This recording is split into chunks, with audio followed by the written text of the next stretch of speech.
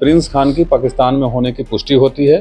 Dunki root से Oman होते हुए पाकिस्तान पहुंचा और अभी भी उसी नौकरानी के घर में पाकिस्तान में वो वहाँ रह रहा है। पूरा का पूरा काम सैफी करता था।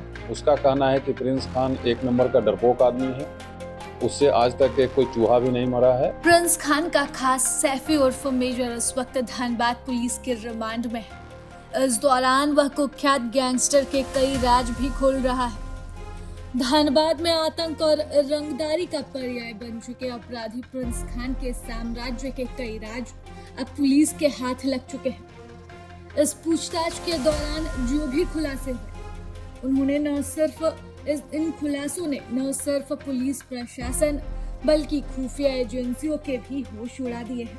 मेजर ने ये बात स्वीकार कर ली है कि प्रिंस खान अब केवल एक अपराधी नहीं बल्कि अंतर्राष्ट्रीय आतंकी नेटवर्क का हिस्सा बन चुका है। धनबाद एसएसपी प्रभात कुमार ने बुधवार प्रेस कॉन्फ्रेंस में बताया कि सैफी ने ये बात भी मान ली प्रिंस खान दुबई से भागकर अब पाकिस्तान में शरण ले चुका है। वहाँ वह प्रतिबंधित आतंकी संगठन जैश ए मोहम्मद के संपर्क में भी है। मेजर ने बताया कि प्रिंस खान नशे का बेहद आदी हो चुका है और नशे की हालत में ही वह पाकिस्तान से धनबाद के व्यापारियों को धमकी भरे कॉल करवाता है। गैंग में फूट पड़ने और पाकिस्तान जाने के मुद्दे पर मतभेद के बाद मेजर को अलग कर दिया गया था, जिसके बाद वह कोलकाता के रास्ते भागने की फिराक में था। प्रिंस खान का वित्तीय और तकनीकी ढांचा किसी भी कॉर्पोरेट कंपनी की तरह फैला हुआ था। मेजर बताता है कि वह गैंग के लिए वर्चुअल नंबरों का इंतजाम करता था, जिससे पुलिस को लोकेशन ट्रैक करने में दिक्कत होती थी। रंगदारी की रकम को ठिकाने लगाने के लिए 100 से भी अधिक बैंक खातों का इस्तेमाल किया जा रहा था। यह पैसा हवाला, बैंक ट्रांसफर और यहाँ तक कि बिटकॉइन के जरिए सीधे पाकिस्तान भेजा जा रहा था। पूछताछ में ये भी बात सामने आई है कि कुछ सफेद पोश लोग और मीडिया से जुड़े चंद लोग गैंग के लिए माउथपीस का काम भी कर रहे थे। सबसे पहले आप सभी को नमस्कार और इतने शॉर्ट नोटिस पे आने के लिए धन्यवाद। जैसा आप सभी जान रहे हैं कि धनबाद जिला के भगोड़ा अपराधकर्मी प्रिंस खान के गिरोह का एक बहुत ही महत्वपूर्ण सदस्य सैफ अब्बास नकवी उर्फ सैफी उर्फ मेजर को 19 अप्रैल 2026 को गिरफ्तार किया गया था कोलकाता में। उसके बाद कानूनी प्रक्रिया करते हुए धनबाद पुलिस 2 बार में कुल 6 दिनों की पुलिस रिमांड पर उसको लाई थी और पुलिस रिमांड के दौरान एक विशेष टीम उससे लगातार गहन पूछताछ कर रही थी। पूछताछ खत्म होने के बाद और पुलिस रिमांड की अवधि समाप्त होने के बाद कल उसको माननीय न्यायालय के आदेशानुसार जेल में जमा करा दिया गया था। आप लोग भी कई दिन से परेशान थे, बहुत लोग जानने के इच्छुक थे कि क्या बोला, क्या नहीं बोला, क्या जानकारी दी, तो उसी पे आप लोग के लिए ये प्रेस कॉन्फ्रेंस बुलाया गया। 6 दिनों की पुलिस रिमांड के दौरान हुए पूछताछ में बहुत ही महत्वपूर्ण बातें उसने बताई है गिरोह के बारे में, गिरोह के संचालन के बारे में, गिरोह के सपोर्टर्स के बारे में एंड 2018 से लेकर के 2026 तक की जो भी घटनाएं हुई है उस घटना में उस गिरोह का क्या रोल था, कौन कौन से लोग शामिल थे, किस किस रूप में शामिल थे, बहुत ही विस्तृत रूप से उसने बताया है।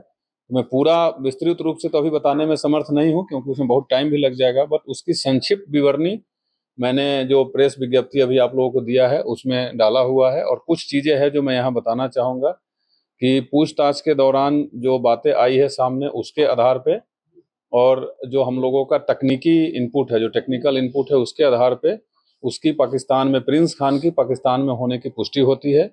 और जो भागने का तरीका है और क्यों भागा लास्ट ईयर, उसके बारे में जब पूछा गया तो पूछताछ के दौरान वह बताया कि पुलिस की अत्यधिक दबिश पड़ने के बाद और उसको ये लगने लगा कि वो अब दुबई में पकड़ा जाएगा क्योंकि उसके विरुद्ध रेड कॉर्नर नोटिस इशूड है, तो उसके घर में एक काम करने वाली नौकरानी जो पाकिस्तानी थी, उसके सहारे वो डंकी रूट से ओमान होते हुए पाकिस्तान पहुंचा और अभी भी उसी नौकरानी के घर में पाकिस्तान में वो वहाँ रह रहा है। और जब से वो गया है तब से दुबई नहीं आया है।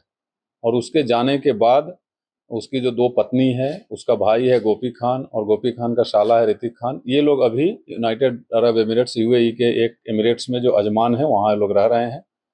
और जो सैफी अपने बारे में बताया कि जब पूछा गया कि ग्रुप से क्यों अलग हुए, उसके बारे में बताया कि पूरा का पूरा काम सैफी करता था। उसका कहना है कि प्रिंस खान एक नंबर का डरपोक आदमी है, उससे आज तक के कोई चूहा भी नहीं मरा है और वो मेरे सहारे ही, इन द सेंस सैफी के सहारे ही गैंग चला रहा था और हमको नौकर बना करके रखना चाहता था और जो हमारी हिस्सेदारी होती थी वो भी सही समय पे नहीं देता था। इनफैक्ट उसका कहना है कि इतना डरपोक था कि जब धनबाद जेल में अमन सिंह की हत्या की खबर उसको मिली तो वो बेहोश हो गया था और उसको बेहोशी की हालत में डॉक्टर के पास ले जाना पड़ा था। तो इस जब सारा काम हम लोग कर रहे थे उसके बाद भी हम लोगों को नौकर समझ के रखता था, इसीलिए मैं उस गिरोह से अलग हो करके और अपना काम करने का प्लान बनाया। और जब वो पाकिस्तान जाने का प्लान किया तो उसने सैफी को भी बोला कि पाकिस्तान चलो, और उसके बाद सैफी ने जब इनकार किया तो और दोनों में थोड़ी दूरी बढ़ गई और उसके बाद सैफी अलग होकर के अपना रंगदारी का काम करने लगा। उसके बाद जब अगेन पुलिस की दबिश बढ़ी तो सैफी पकड़ा गया।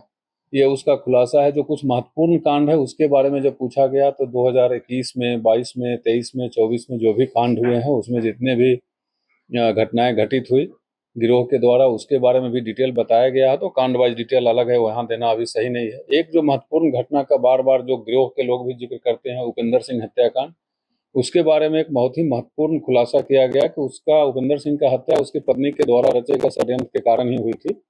वो कुछ अवैध संबंध का इशू था, तो उसकी पत्नी ही षड्यंत्र करके और इन लोगों के माध्यम से उस घटना को अंजाम दिलाया गया है। उसके बाद जब गिरोह के संचालन और सपोर्टर्स के बारे में पूछताछ की गई तो उसके द्वारा बताया गया है, कई नाम भी लिए गए हैं कि यहाँ के कई ऐसे सफेदपोश लोग हैं, बिजनेसमैन हैं, राजनेता हैं, मीडिया के कुछ लोग हैं, व्यापारी हैं, कुछ दुकान वाले भी हैं, जो लोग उसको मदद करते हैं कई अलग अलग रूप से, जिसका नाम भी उसने लिया है। बट चूंकि अभी ये सारे चीज काफी संवेदनशील है तो हम लोग इसको गहराई से भी जांच करने के बाद साक्ष्य जुटा रहे हैं। साक्ष्य जुटाने के बाद सब कुछ आपके सामने में होगा। तो ये सारी बातें बताई गई है। प्रभातखबर.com, विश्वास वही, रफ्तार नहीं।